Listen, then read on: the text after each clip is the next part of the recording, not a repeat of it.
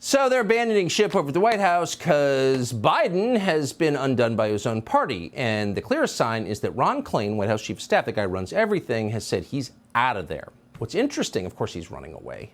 He'll have some other high-paying job. He'll be denouncing Biden within the year. What's interesting is who's replacing him. And of course, the rule in this administration is you have to pick someone with a track record of abysmal failure. So needless to say, they're picking the COVID czar, Jeff Zients. In case you've forgotten, here some of his greatest hits.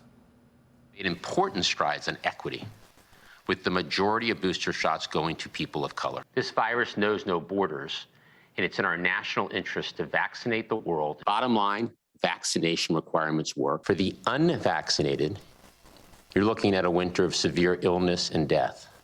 For yourselves, your families, and the hospitals you may soon overwhelm. So the guy is like, it's humiliating. It turned out to be completely wrong. Jeff Zients had no background whatsoever in medicine. He had no idea what he was talking about. And he never apologized for it. So he's getting an upgrade. He's now White House chief of staff. But what's interesting is that Jeff Zients also got super, super rich. Now, how did a guy like that get so rich? Well, in just 1 year, 2020, Zients made between $10 and $28 million in 1 year, the COVID year. What?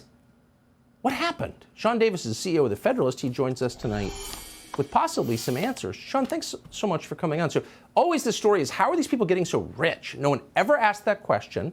Jeff Zients has gotten richer than almost anybody. How do you think that happened? Well, it's interesting. I think especially through the COVID thing, it was a story we saw all over the country where, I know it's cliche, but the rich got richer and the poor got poorer.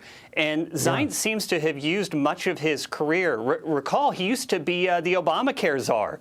He oversaw Obamacare's implementation, which was also a government means of enriching pharmaceutical and healthcare companies at the expense of the rest of us. So really, I think his COVID stint was just the remix of his original Obamacare album. So federal employees have financial disclosure forms that the rest of us can see.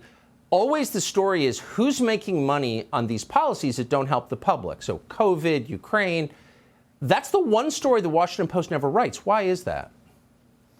Well, I think we know the answer is because Bezos somehow got even richer. One of the richest people on earth got richer during the COVID era. But my favorite excerpt from the Zients financial disclosure, I don't know if you saw this. You can go look at it at the White House website.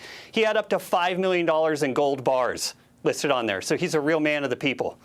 Well, he's got a lot of confidence in the U.S. dollar, I see. The government that he runs issuing this paper that's not worth anything, he's buying gold.